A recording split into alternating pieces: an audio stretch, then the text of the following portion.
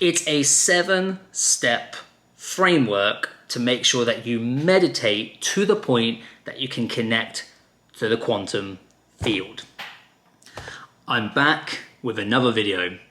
Hey guys, welcome back to the channel. This is Nathan, as I'm sure you know, doing another video on meditation and manifestation, but this one is actually by popular request. So if you'd seen the previous videos I made, particularly I did a 60-day challenge using Dr. Joe Dispenza's meditation, which was called Tuning Into New Potentials. Didn't make that clear in the video itself.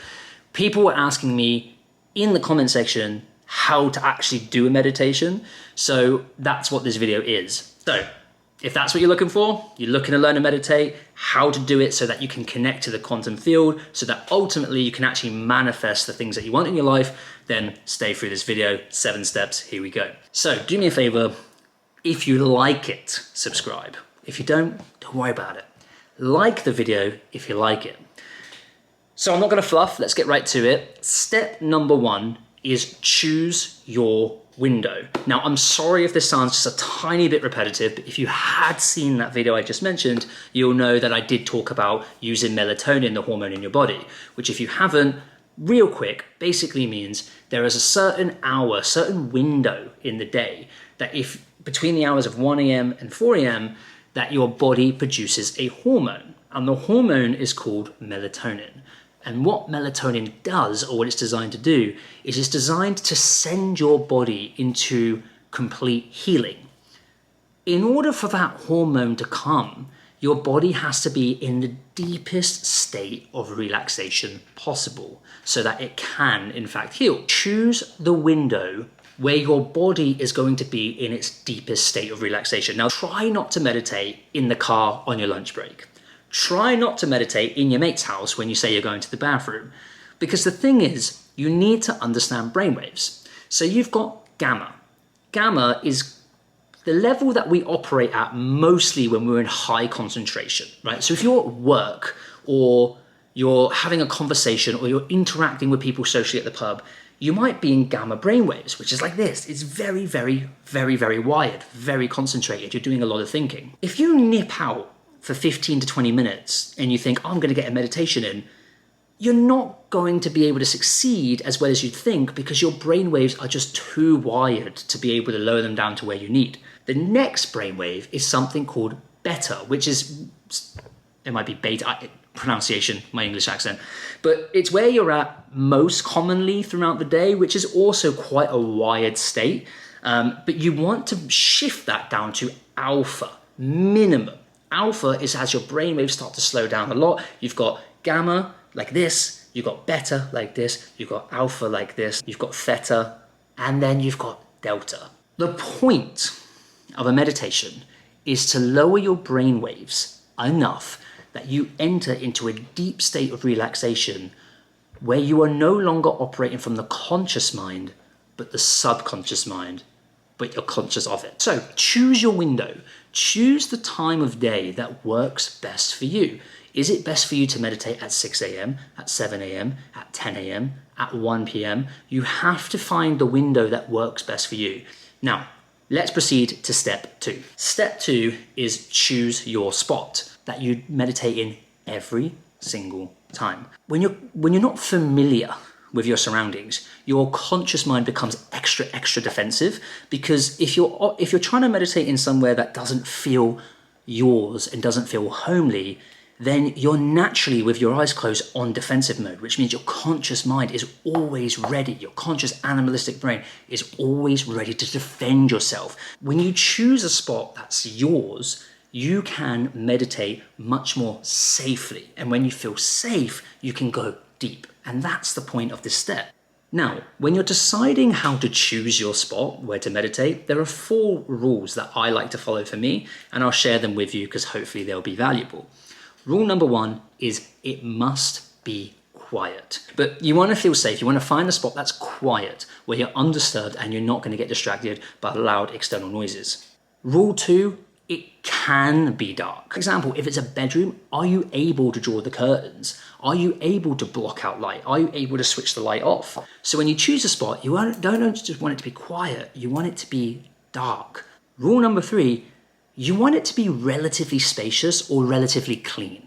I can't function well on a mental capacity when things are really cluttered and clammy, right? I want to have space, because when you're meditating, and the reason you should have space around you is when you're going deep and you're trying to envision no space, no time, nothing. If you are consciously aware, because you know the room well, that there is a desk 3 centimeters to your right and that there's a football on the floor, your brain is already aware of that. And as long as you've got things really close to you, it's really hard to go deep and to imagine no space, no time, nothing. So if you've got some space around you, that will make things naturally more easy. And rule number 4, it's yours. What I mean by that is, this is your spot. It's your chair. It's your sofa, so that you feel that this is a sacred spot for you. And maybe that will come in time, maybe it won't. But the more at home you feel, you don't feel defensive. You don't feel paranoid when your eyes are closed that there's someone around you, something in front of you, people are staring at you. You don't worry about any of that stuff, right? As long as you can eliminate external factors, the more success you'll have. Now, rule number 3 is all about conditioning. You want to condition your body so that you can be calm on demand. You meditate in the same spot every time you meditate, in the same chair or on the same spot on the floor, and then you do it at the same time. The more similarities that you can put into your meditation practice, the more consistency and familiarity, the easier it will be to train your body to actually reach levels of depth quickly, so that you don't have to go through those processes every single time. And the more you can do that, the more you can connect to source and the more you can manifest. Step 4 is choose your posture. My advice is don't do it laying down. The problem is with meditating in your bed, laying down, is you fall asleep. So when you choose your posture, there are 3 rules that I use to find which one worked best for me. Rule number 1 is keep a straight spine. The reason you want to keep a straight spine is because it helps with your breathing. As you know, breathing is a really important part of meditation, because breathing is what helps relax your body. And when you relax your body, you lower the brain waves. If you are hunched over, it affects your capacity to take in oxygen. And if you're struggling to breathe, you're struggling to go deep. So keeping a straight spine allows you to breathe effectively. Keeping a straight spine allows energy to flow more freely through the central canal, which it does have a big impact on your ability to stay conscious. And obviously you can research that on your own, but keeping a straight spine allows you to actually have more focus and consciousness when you're meditating. So rule number 2 is don't lay down. And rule number 3 is to keep it. So when you choose your posture, whether you're sat in a chair, whether your legs crossed on the floor, to keep doing that same position, because again, it comes back to conditioning your body and your mind to know that it's meditation time. Now, a little bit of advice. Okay, so I've tried everything with meditation posture. What I did is I found that if you cross your legs and you sit on the floor, and I was doing a long meditation, 45 minutes. So I was on a wooden floor, my butt started to hurt, my hamstrings were really, really tight. I didn't feel comfortable. Now, one thing I did that made a world of difference is I got a thick pillow, not a soft pillow that you sink into, quite a hard like sofa pillow, and I put it under. So I sat on it, but I sat on it got really close to the front of the pillow, so that when I do cross my legs, they sort of go under the pillow. That way I'm not feeling pressure on my legs from my upper body. That way it completely took away the discomfort, but it also took away the pulling of my hamstrings, which I was very, very conscious of, which made things very difficult. My advice to you, sit on a pillow, cross your legs, put it under the pillow, give it a go. Step 5, warm up. If you can dedicate 5 minutes before your meditation to pre-meditate, to warm up, this will help you so much within just a few meditations, and I'll explain why. When we start a meditation, we have very invasive thoughts. We think about, oh, did I leave the cooker on? Oh, I've got to pick up my dry cleaning. Oh, I've got that bill to pay. Oh, I've got to reply to that email. And these are very intrusive thoughts that ruin your meditation, or at least they try to. The way that I like to warm up is I use 5 minutes before a meditation to deliberately invite those thoughts into my mind so that I can address them now. So that when I answer them and I acknowledge them, when I go into the meditation, I've kind of taken out the trash. So I go into the meditation, I don't know why I said trash, I'm English.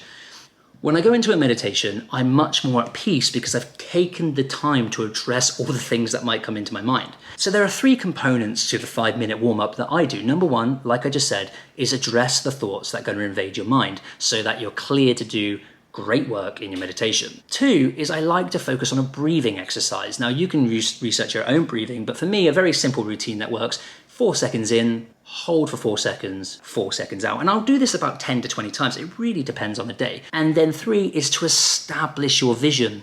If you just venture into a meditation without really refining your vision, then you're going to try to refine your vision in the meditation. And I'm assuming a lot of people watching this video are learning to meditate because they want to manifest.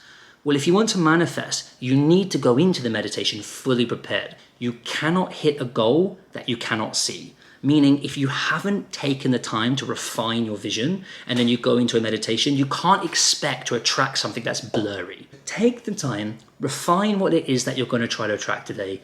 Go into that meditation knowing what it is that you want, and when the meditation takes you there, you can envision it to the point that you can manifest it. Step 6, don't get on the bus. I can't remember exactly who said this because I've done a number of different meditation courses, but somebody said something along the lines of don't get on the bus, don't get on the car, meaning that we all know when you meditate, these intrusive thoughts come in, which I just kind of covered in the 5-minute warm-up. And one of the questions I used to ask is, how do I deal with them? Right? I'm really trying here to go deep. I'm trying to meditate, but these intrusive thoughts keep coming in.